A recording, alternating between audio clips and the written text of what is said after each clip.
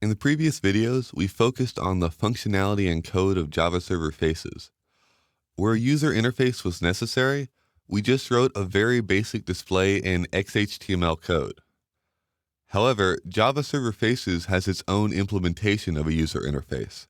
It can often be more flexible than HTML because the components support a variety of functions and dynamic content. A faces interface is divided up into a series of components defined by UI component classes. There are also a number of additional tools such as rendering models and event listener models that are used in conjunction with components. The base class for all components is javax.faces.component.UI component. From this, there are a number of different implementations that can be used to display different features. Some of the most useful are displayed on screen. We have command, form, output, and select one. The UI command implementation can be thought of as a conventional method. When activated or called, it will fire a certain set of actions that can do just about anything on the Faces page.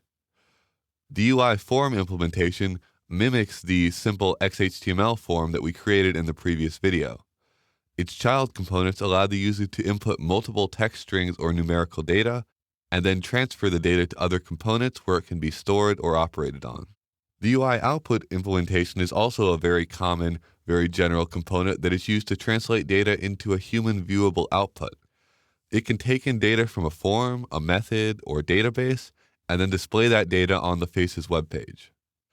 Finally, the UI Select One implementation, along with its cousin UI Select Mini, creates radio buttons to allow the user to choose between multiple options. This component is a good alternative to a form where the input has to be chosen from a specific set of options. As with the UI form, this component produces data based on the user's choice that can be stored or used by other components. The second part of a component class is its behavioral interface. Each of these helps to define the actual actions that a component can take. Most components either store data or fire actions, so the most common behavioral interfaces are Action Source 2, State Holder, or Value Holder.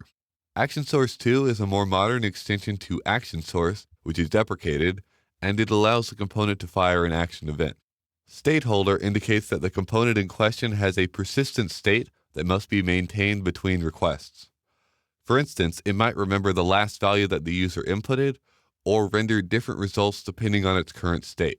Finally, Value Holder indicates that the component is designed to hold local data. Any component that takes in user input and doesn't act upon it immediately should be designated as a value holder. Once a component has been programmed, the last step is to define the way in which it will be rendered. Java Server Faces is designed so that the implementation and rendering of components are completely independent. This has a number of advantages in flexibility, including the ability to choose between multiple renderings for a single component. For instance, the Select One component implementation actually has 3 renderers. It can be represented as a set of radio buttons, a list box, or a combo box. All of the renderings have exactly the same functionality, but the way in which they display to the user is going to be different. By taking advantage of these renderings, you can easily customize your components and help ensure that they are displayed in the most efficient way possible.